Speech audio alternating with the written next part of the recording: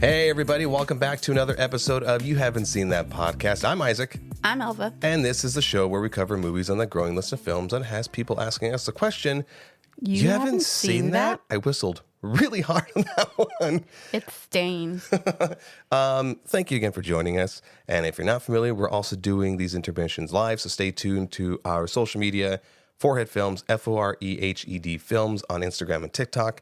I will be putting up notifications up in the story, so you can join, you can relax. Well, on the last live, Bree had asked what time we're going to usually be doing these, and it made me think, what time do people usually sit and chill out? Around 8:00. So don't have a given day, but usually at 8:00 in the evening. So stay tuned for those. But I wanted to take a quick moment and acknowledge that we've been doing this podcast for a little over a year now.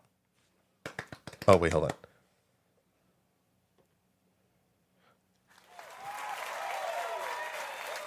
Was my clapping not sufficient? No, thank you. Okay. Absolutely not. Thank you. And I've been doing the reviews for way over a year. I think I started doing it in July of last year, and it's been fun. You've seen it take different forms, and it's just so much fun. I love hearing my own voice. It's why I do this. So thank you to everyone who has been with us for a year. We will continue to grow. Tell people about us, people who love movies, even casual movie watchers, moviegoers. It's so much fun interacting with everybody. It's so much fun building this community and sharing these little things that make us happy, So let's get to it.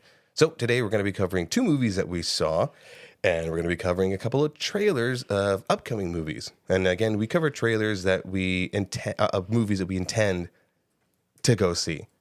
We try the best to go see those things. So if you're like, well, Isaac, you covered a trailer of blah, blah, blah movie, and I haven't heard a whole review on it, I'm sorry. Life happened. What are you going to do? Sue me. Please don't sue me. I don't have the money. I don't have the money for it, okay? Elva, what are the movies that we're going to be covering? Transformers 1. Mm-hmm. And I was about to ask you what was the second movie we saw. The Substance. Ah, yes. Although we've been doing this for a year, we're still us. We're fucking dum-dums. And we're going to cover a handful of trailers because there's just so much shit coming out. And I do want to see these movies. I really want to see Ballerina, though. All right, list the movies. All right, Ballerina, Thunderbolts, We Live in Time, Conclave, and Smile 2.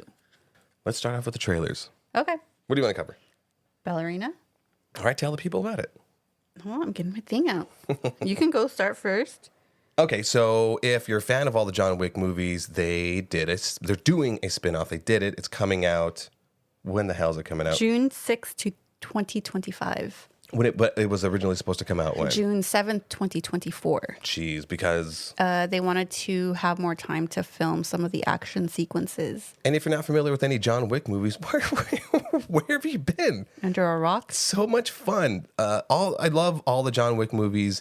Obviously, the first one is like my utmost favorite, and they kind of sort of jump the shark towards that end. But I love the John Wick movies. The action, the actual grounded feel of a lot of like the gun work and stuff. And if you haven't seen, not John Wick, he is John Wick, Keanu Reeves training at Terran Tactical and like actually learning to shoot. I mean, it's so fucking cool, and seeing celebrities thereafter do all that stuff.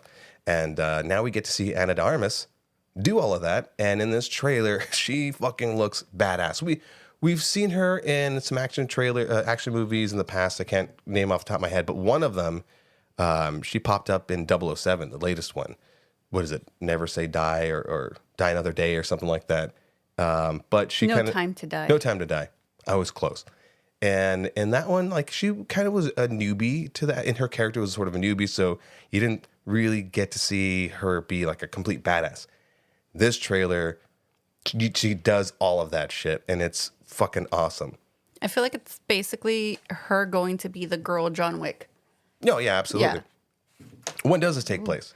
It takes place between John Wick 3 and John Wick 4, and I just whistled for the first time in my life. It also is Lance Reddick's last movie. Oh, Lance Reddick. Yeah, he was like the concierge to the Continental. And man, how many? There was a handful of movies that came out after his death. Yeah. And every time you see it go, oh, Lance Reddick. And then another movie you go, oh, Lance Reddick. And then another movie you go, oh, I thought he died. Yeah, but this is the last one. Yeah. This is his final role. I don't know. We're getting into like the spooky season. He's going to be like, another movie. It sounded like him, if you know him. This takes place between, did you ever say? Yeah, John Wick 3 and 4. Which means at the end of this trailer, you get to see Keanu Reeves again as John Wick. Well, the whole thing is Keanu Reeves trains her the whole time. I'm pretty sure I'm not spoiling anything because she kind of wants to know how to be like him. Yeah, and she said as much in the trailer. And you know, also kind of felt like if anyone had seen Disney, Marvel's, well, all same shit, Black Widow, it's kind of that thing with like, you know, the Black Widows and the Red Room. Or the what's the one? Jennifer Lawrence, not the Sparrows. Was it the Sparrows? Sparrows? Yeah. Which is kind of like Sparrow? Red Sparrow. There it is. But yeah, it felt like that. You know, a group of young girls training to be assassins and whatnot. A fun fucking action movie. Who the hell is not going to go see it? Anna Armas is amazing. She's gorgeous, and she's going to be a fucking badass. Speaking of gorgeous and badass, I mean, we got to see Halle Berry in one of the John Wick movies. Mm-hmm. Bring it the fuck on. Love it.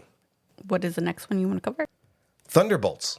The trailer to the Thunderbolts finally came out, and I was so afraid of like what this movie was going to not necessarily be, or it was how it was going to feel, because Marvel's been Marvel's been kind of missing lately. And I go see those movies, but it's more lately. It's been like, okay, here we go, another Marvel movie. Let's go check it out. And I saw this trailer, and I was like, oh, this looks like a lot of fun. The Thunderbolts are basically like the bad Avengers, right? Was it David Harbour reprises his role as Red Guardian? Florence Pugh's back in it. There's a few other people, other characters that if you've seen any of the other Marvel movies. In Ant-Man, one of the Ant-Mans, there's, what's her name, Ghost. She can, like, her abilities like to phase through stuff, quantum phasing or whatever. I'm getting a little nerdy on you. There's a couple of other characters. U.S. Agent, played by Kurt Russell's son. I'm blanking out right now. Yeah, Wyatt Russell. Oh, Bucky Barnes, Winter Soldier's in it. And it just looks not only action-packed, of course, but it feels... I dare I say it kind of feels like the Winter Soldier, the Captain America Winter Soldier. I love that one because it felt like spy espionage and stuff like that. It wasn't super filled with like superpowers. Not an overused word, but like it was a little more, you know, grounded or whatever. But I think that all of these characters have enough layers to them that like this movie can explore a lot of that. And now they're introducing Sentry. I don't know a lot about Sentry. No, let's get the name right. Bob. Yeah, it's the year for Bobs. I don't know a lot about Sentry. I quickly researched about that character, and apparently he's like, you know, as powerful as Superman or something along the lines of that. So I'm interested in see how they're going to approach that. It just looks really badass, and the trailer did a good job of illustrating what the tone is going to be, and I hope it stays like that, which is like, yes, it's very serious, and it's Marvel. You got to throw, you know, a little joke here and there. The song is what set the tone to everything. Oh my God! Okay, I forgot to mention. If you're familiar with the other podcasts that do the Hype Attack, we have an episode out. It's out right now where we cover trailers. And in it, we talk about like what types of trailers we love, what makes a good and bad trailer. And one of the things I made a point to talk about was I love this era that we're in when it comes to trailers, wherein we slow down a song, a well-known song, and it just makes it feel like haunting and epic. So they did that for Ballerina. They had Tiny Dancer, right? Mm-hmm. Elton John's Tiny Dancer. Yes. Check your facts, as Jermaine would say. And in this one, in the Thunderbolts, we had Where's Your Mind? Where's My Mind? By the Pixies? Yeah. Yeah. Which I love Fight Club, and it's played at the end of that movie. And they incorporated it into this trailer to make it even more of an epic feeling trailer. It also has to do a lot with like the lyrics and how that sets exactly what the tone is going to be, which is forgotten people who didn't make the cut. Yeah, that's exactly it. Yeah, I see. The thing with these upcoming Marvel movies is I can't imagine any non-Marvel fan or like MCU fan just like randomly going to watch those, because you're not going to know who the hell Florence Pugh's character is, who the hell's a Red Guardian, U.S. agent. So they've now become these like comic book movies where you have to have watched all of those, unless they do how the Marvels did, where they just have like a 1 to 5 minute kind of like, previously on, and do it maybe in a smooth, convenient way. I don't like when they actually make it like a previously on and it's like really heavy-handed. So we'll see how they handle that. I'm very curious about it, but I'm liking the look. I'm liking the feel. I'm loving the characters. I think the only one of like the few comical things in the trailer specifically was Bucky Barnes pulling his arm out of the dishwasher. It's dishwasher safe. Vibranium, dishwasher safe. Okay, so the Thunderbolt trailer ends with Thunderbolts. Ding, asterisk. Why the asterisk? Because Kevin Feige said that's what the name is going to be. Because in the beginning, it was also a lot of speculation that Thunderbolts was just going to be the placeholder name until the movie came out, or closer to the movie, the name was going to be changed. Kevin Feige goes, nah, it's just the name, asterisk. But there was an interview, he said, we'll talk more about the name after the movie comes out. Okay. Which kind of leads to speculation of Dark Avengers. Ooh. Because this comes after Captain America. I really want to say Brave New World. Brave New World. And it's what, technically... Okay, we were watching... Like we were 3 watching, years? Well, we were watching a breakdown of... I always watch breakdowns of movie trailers on like Screen Rant or Screen Crush. Screen Crush being my favorite. But in it... I don't know if it's been confirmed, because they do this thing where they like freeze frame, zoom in, analyze. I don't like to do a lot of that. I'll watch a trailer once, maybe twice, and if I see stuff, I see stuff. And if the YouTube videos, break some stuff down, then that's that. But evidently, in one of the breakdowns, they mentioned that in universe, Thunderbolts is going to take place roughly 3 years after the events of Brave New World. The new Winter Soldier movie. The new Captain America movie. Winter Soldier, get out of here. Many of these people. At least you got the name right. Yeah.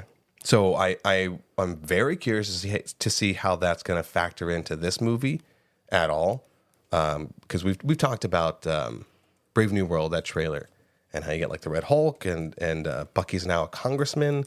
So, going from kicking ass to going into politics. And I think that's where, because the pen and mightier to the sword. Sorry. I think that's where a lot of, there's a lot of small hidden things where it could, we don't know the answers to until we see Brave New World. Mm-hmm. All right, let's get out of the major IPs. But let's stick with Florence Pugh. Yes. Next movie, We Live in Time. I can't. Florence Pugh, Andrew Garfield. 2 people set on a road for love and tragedy. It's grief. Oh, God. Love, grief. I'm going to fucking cry in this movie. I'm ready to cry. Florence Pugh and Andrew Garfield are fantastic actors, respectively. And at the start of this trailer, it's like, oh, okay, it's a romance movie. I don't know if I'm going to go see it. And then there's some tragedy involved in it. I'm like, yeah, people in love, feeling fucking sad. Let's go. Let's fucking go. Yeah, I want to feel something, Empty hole. It's an empty hole inside.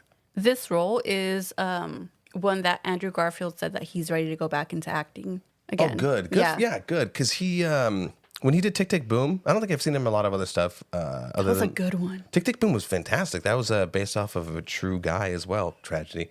Tell me your thoughts about this movie, or just even from watching the trailer. It seemed kind of like their marriage is ending and they're kind of going different ways. But then some in the trailer, if you watch the trailer, it says I hate you with the car. Okay, so it's my take from it was I feel like they're gonna Pulp Fiction this thing. They're gonna Quentin Tarantino it. Say that 5 times fast. And I feel like they're gonna bounce around in their storyline, because the trailer opens up where they're sitting down with their daughter. Assumed daughter, and they're breaking some hard news, and then it flashes to them meeting.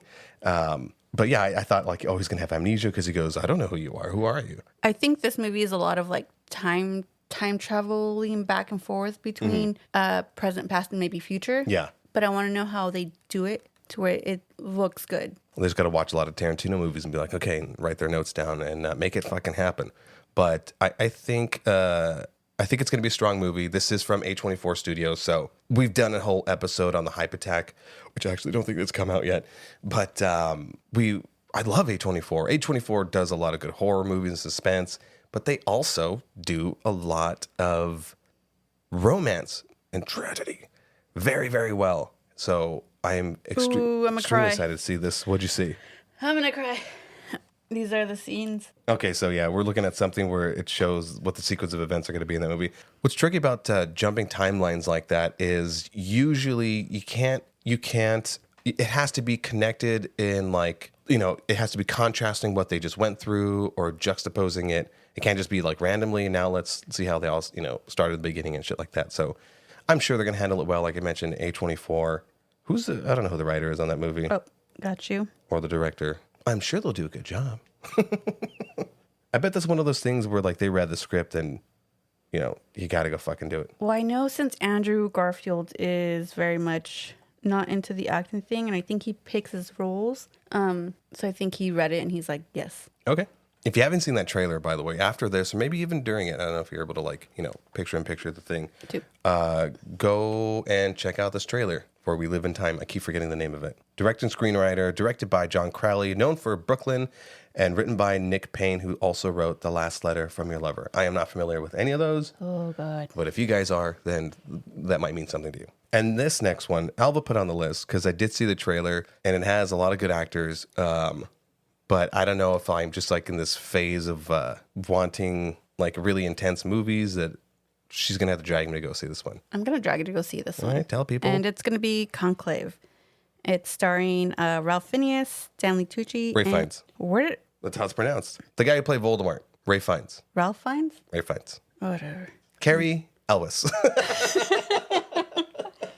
And John Lithgow. John Lithgow's So 3 major awesome guy. names. I think the reason that I kind of want to see this movie is not because it's based on a novel or anything.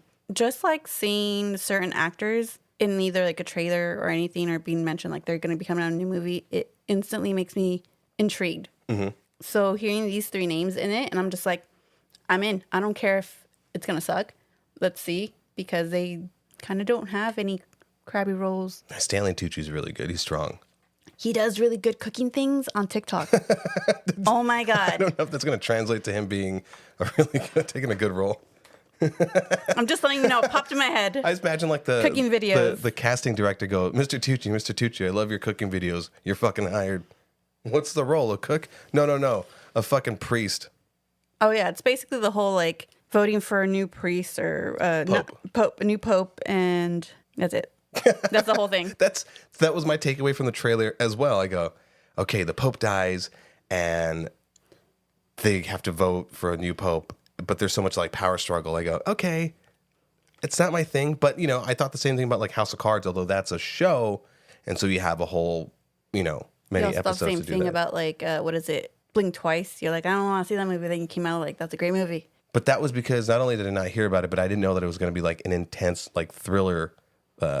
We don't know if this one's going to be an intense thriller. Are they going to be like roofing people and no, it's not that kind of fun? thing. That's what I'm saying. Like having fun on an island. Oh my God, where's your head go? No, because that was Blink Twice.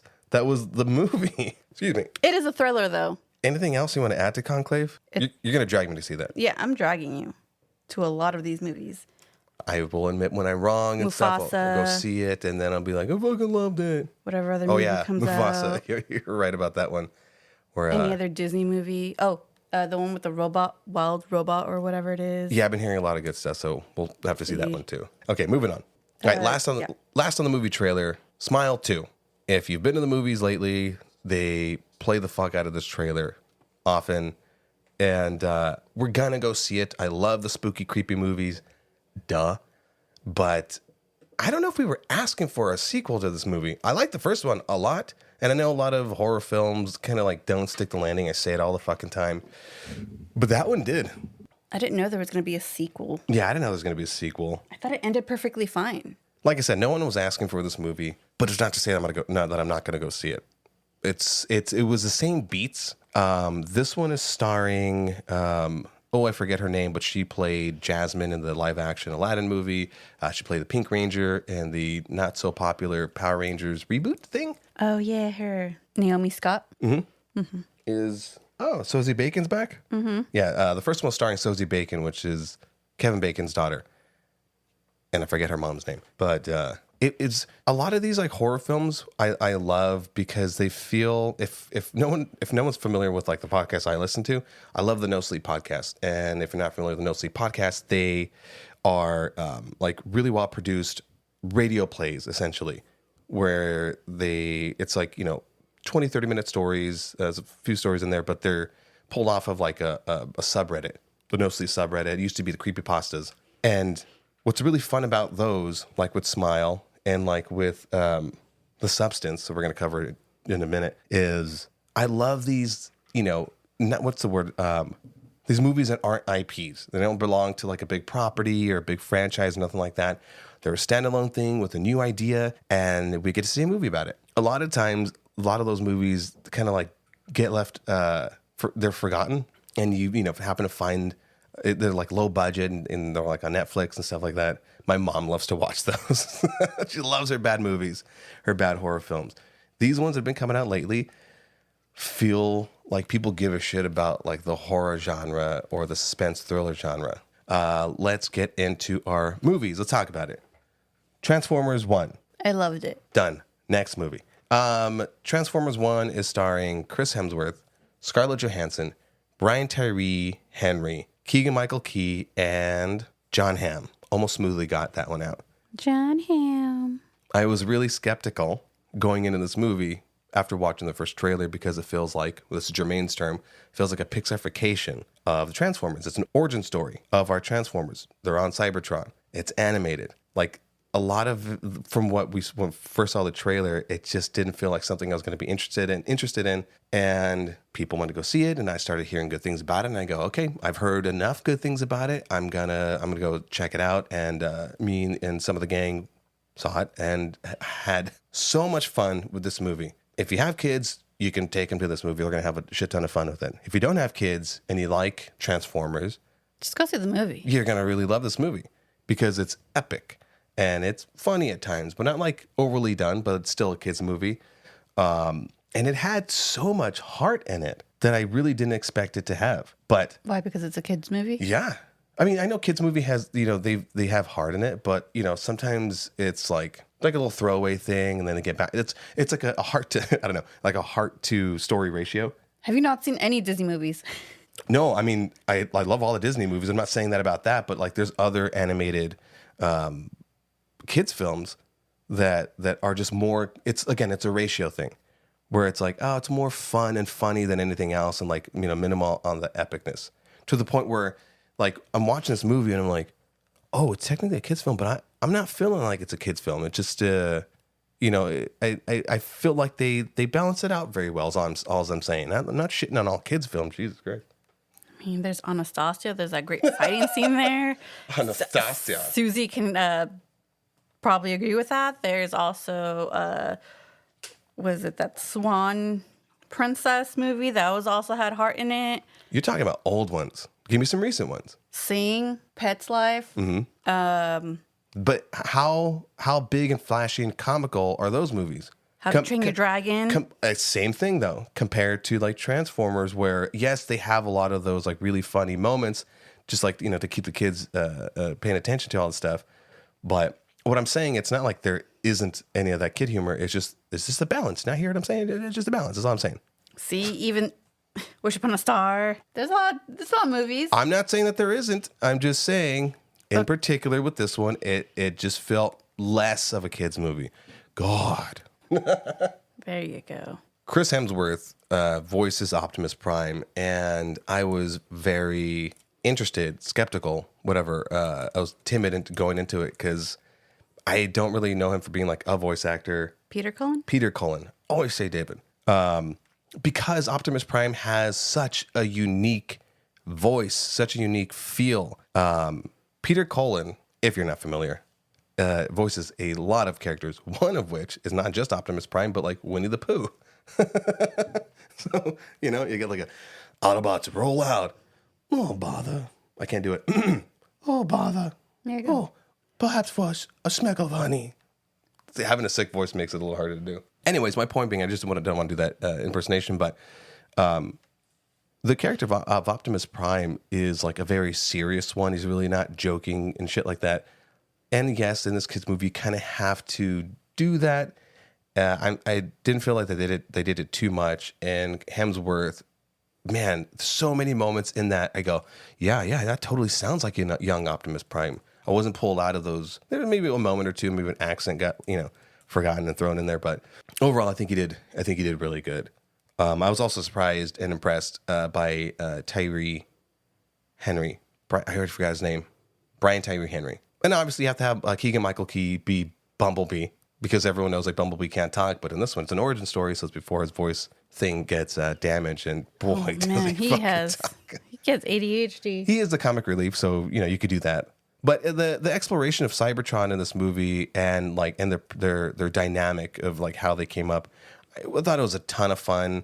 And I said this in my review, but like my only like bigger problem with it was John Hamm's character was like very flashy. You know what I mean? It was just so stand out of from everything else happening in that movie or in that world. Mm-hmm. What were your thoughts in the movie? I know I'm talking a lot. Sorry. I didn't know what it was going to be about. Besides it being Transformer 1. I went in blind again for this movie, as I do with almost every other movie. I enjoyed the whole story of it. I don't think there was anything that I didn't like. I think I was too into the movie that even when you like try to get my attention for like voice actors. Yeah. And I was like, what? Like I'm too into this movie. I'm not even gonna. I nudged you because Steve Buscemi was voicing Starscream. Yeah, I was like, I'm too into this movie. Don't get me out. I would watch again. Saying I'd watch something again is really hard because like we're trying to watch all these other things. But if they make a sequel, which I hope that they do, I would absolutely go watch that without any doubt. I'd still watch again.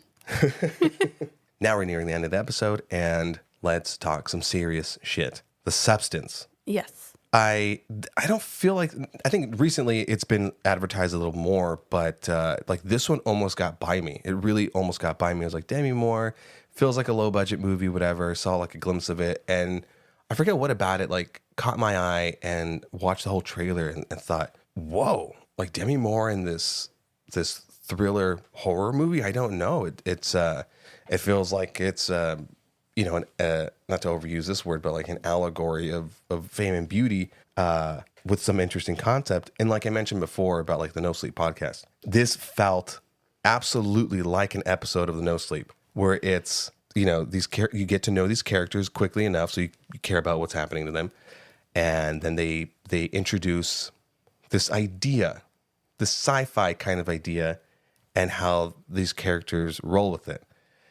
The story of The Substance, and I'm going to try not to spoil it for you because I do want those who love horror films and stuff to take the time to go check it out, if not stream it when you can. But the story is Demi Moore's character was Elizabeth Sparkle, and she was a fitness. What would it be dancer. like a fitness dancer, aerobic thing back in like the 80s. She was very popular for it, kind of like Suzanne Summers, back in the day. Yeah. Before influencers were a thing and it was just all, VHS and on TV and stuff. And of course she ages out of fame. As one does. As one does. We will stay forever beautiful thanks to AI filters and stuff. And she has to deal with it, which is, I imagine, really hard for her because she's had work done. I think she looks stunning. I think Demi Moore looks amazing for her age. Well, I mean, if she's getting Joe Jonas, then go right ahead. Excuse me. That one took me by surprise. I forgot about that. G.I. Jane is smashing Joe Jonas. Lordy. I coughed right on the mic. Goddamn. Sorry. So, I felt like Her performance, by the way, was like absolutely stand out from anyone else in this film because it's her, Margaret Qualley, and Dennis Quaid. I'm just going to leave it at this. Dennis Quaid has been very weird lately, and his character's super fucking weird. You love to hate him. But Demi Moore... Hate to love him.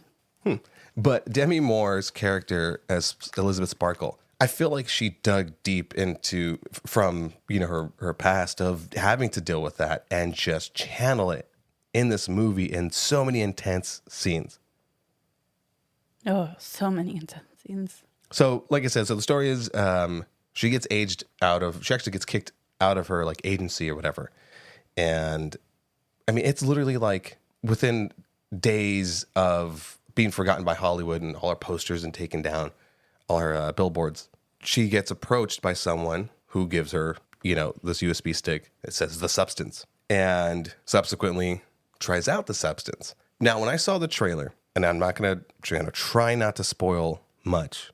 So when I saw the trailer, I was like, oh, she's going to take the serum and it's going to make her look young. And by the rules of it, she can stay looking young for a week and then she has to switch back. And then maybe she gets a little bit greedy and then something happens. And then you watch the film and it's so much more than that. If you've seen posters and stuff like that, you might get a little glimpse of what I'm talking about. It is so much more than that it ends up turning into a body gore or body horror film in a such gross and fantastic way. I'm laughing because after the movie's done, I go, what the fuck? Well, everyone surrounding us goes, holy shit, what was that? Well, it is a dark comedy.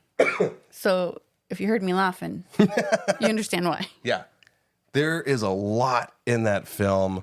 I'm going to try to break some stuff down. The makeup. Mm-hmm. When certain gory things were happening, the makeup department should win some fucking awards. They better. Because even in like high budget movies, sometimes they don't do visual effects or like makeup effects well. And you're like, oh, you could kind of see the seam or it's a wig or whatever. Like this was done so fucking fantastically. No moments took me out of the movie. I wanted to stay locked into this like, you know, anxiety-filled film.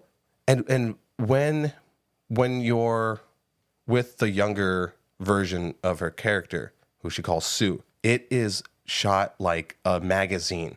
The director loved nudity, by the way. A lot of nudity, so warning. And loved butts. Boy, did they love butts. If you're not familiar with Margaret Qualley, she, if you've seen Once Upon a Time in Hollywood, she was the... like the hippie chick with the armpit hair. Oh, that's right. Yep. Pussycat. That's her character's name. For others who don't know her, she's also married to Jack Antonoff. And who's Jack Antonoff? From The Bleachers. Also producer to Taylor Swift. Got it. Mm-hmm. Like she was good. I mean, the whole point of her character is to just look fucking gorgeous. And she was stunning as hell. There's moments in the movie as there's like nudity and stuff. And I lean over to Elva, I go, I think it's a really good movie. She's like, no, really. This is, wow, it's a stunning movie. I'm like, just let me watch the movie.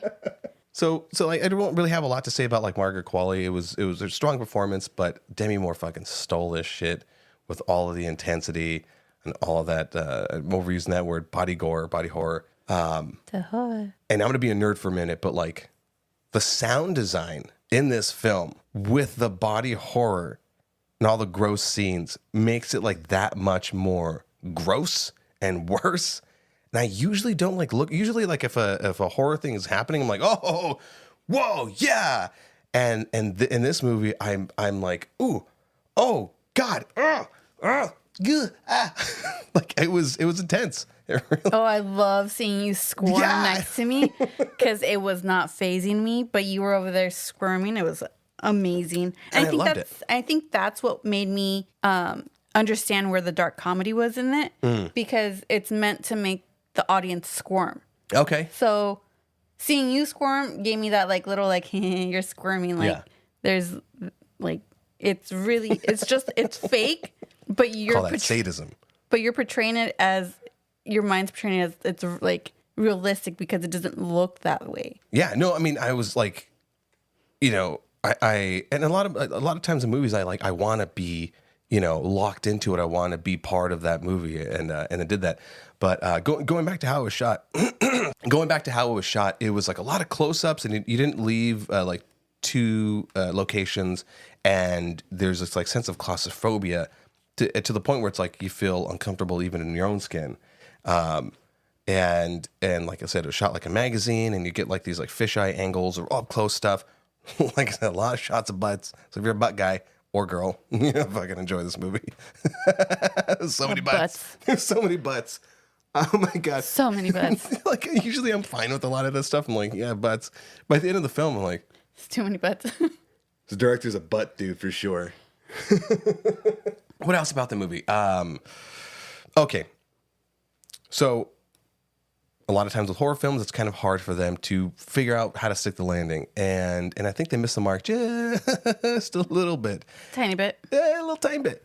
Again, not going to spoil the movie for you, but suffice to say, it teaches you a lesson to enjoy the beauty you have now, even though you might be a little older than you were before, and your wrinkles and whatnot. Like, don't try to get procedures done to make yourself look prettier when you might end up like fucking yourself up.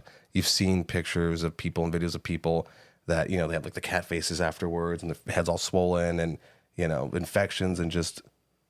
Yeah, I think the whole thing was a big, I don't know if it would be jab, but a big thing with body modification. Yeah, absolutely. To the point where it's unrecognizable. It becomes unhealthy. Yeah, yeah. And there's nothing wrong with having body modification or even like procedures or anything like that. But this film is made for you to see the gore in the unhealthy part of the body modification. For sure. In a dark comedy sort of way. Mm-hmm.